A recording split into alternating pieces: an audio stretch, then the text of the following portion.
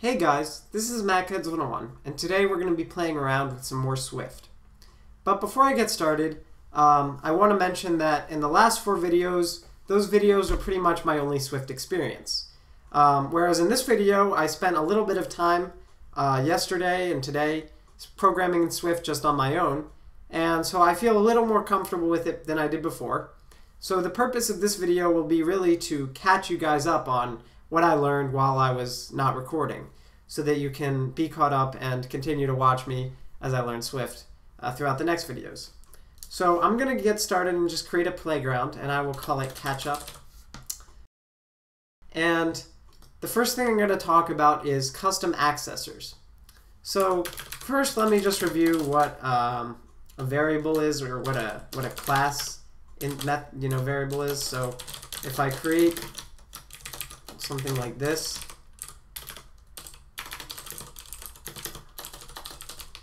I can assign to a number by doing dots like this, and I can get it by doing a dot like that. So it's basically just a property like it would be in a JavaScript object, or with Objective-C if you had a public property. But it's just a variable. So I can't actually do logic right now when you set a number and get a number. So let's say I want to have custom code that runs whenever you try to get this property or whenever you try to set it. All I have to do is use these parentheses, and there are 2 different things you can do. All you really need is a get, and then you can't assign. So I'll show you get first. All this does is you have some code here, and it just returns the value that you want the property to have. So in this case, I'm making it a constant. It's 13 whenever you try to access it. I could make it a random number, like if I do something like that. And I think I need to do that as well. Okay, there's a way to convert it to an int. Here we go.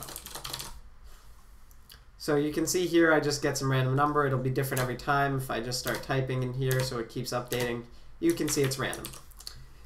So I can have a custom getter, and I think I'll just return 7 because I like 7. And you can also have a custom setter. So here I'm going to print like trying to set to, and this will get called whenever we assign to the variable, and it will do all the logic for the set. So when you have a custom getter and setter, there is no longer any variable. It's just like a name, and when they assign to it, it calls one function, and when they get from it, it calls a different function. So that's the gist of how custom getters and setters work. There's also something called key value observation, which is where I actually do have a real variable now, and because of that, I have to assign it a value. But I need to declare will set and did set. I'm not actually sure if I need to do both of them or if I can just do one. But we'll set to a value from, and what you'll be able to see here as I run this, and I always forget this close parenthesis for some reason. If I set this to 3 and then I set it to 4, and what is it complaining about? I don't need these parentheses.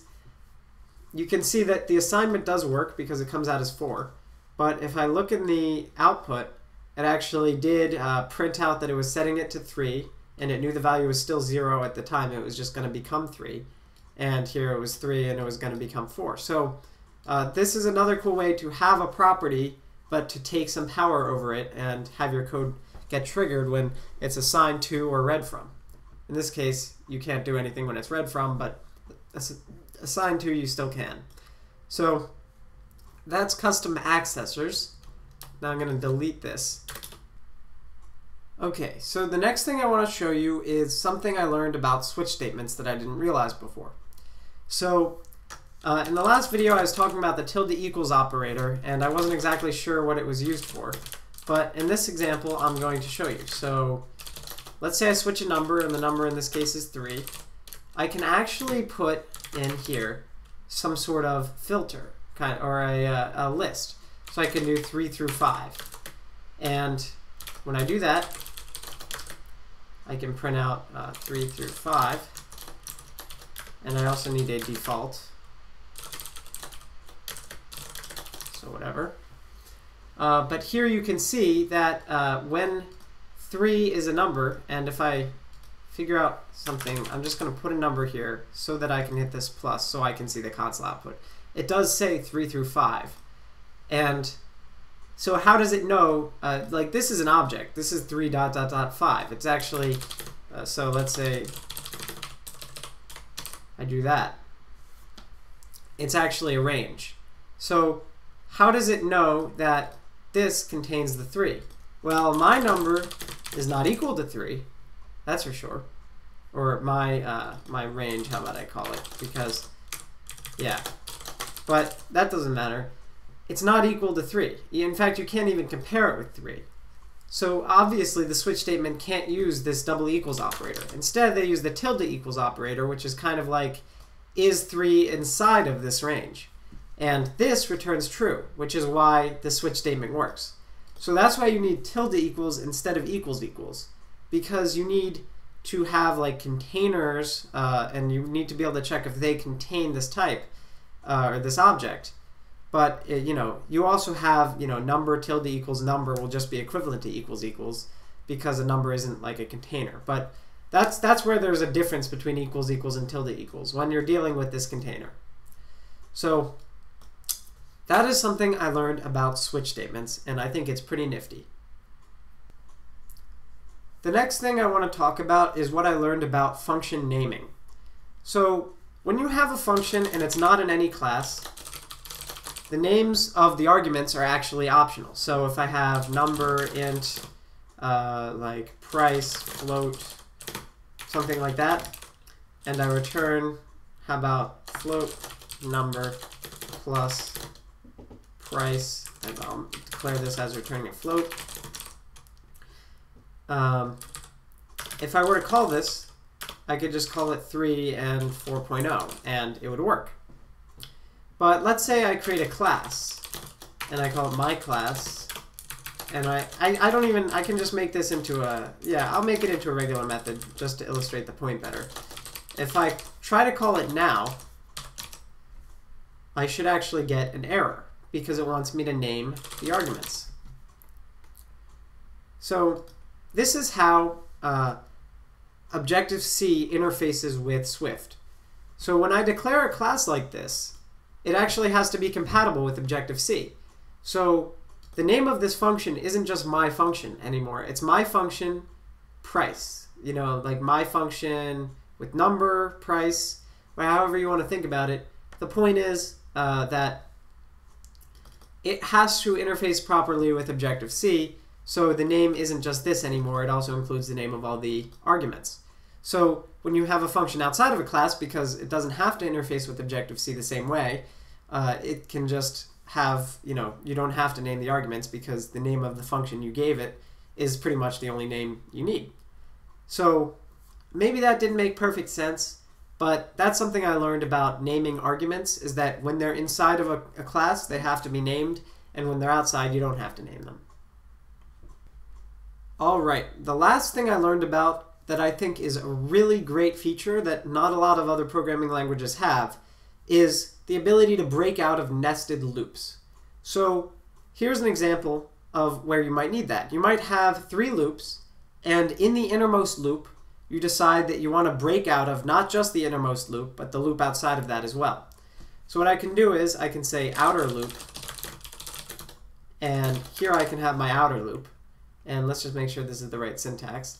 I can't do 1 there. I have to do true now. And then I can say middle loop. How about I just keep making them all true, and outer loop or inner loop while true.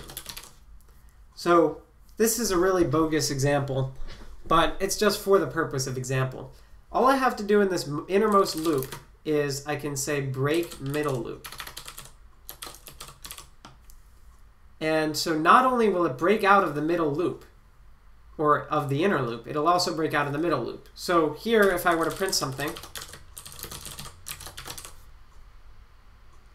And I just realized this is bad because it's just going to run it in the Swift thing and it's going to use all my CPU. But this will never print. If I were to get rid of this break statement, it would print. And it's printing a whole lot. So now I'm just going to delete this code so it stops using all my CPU.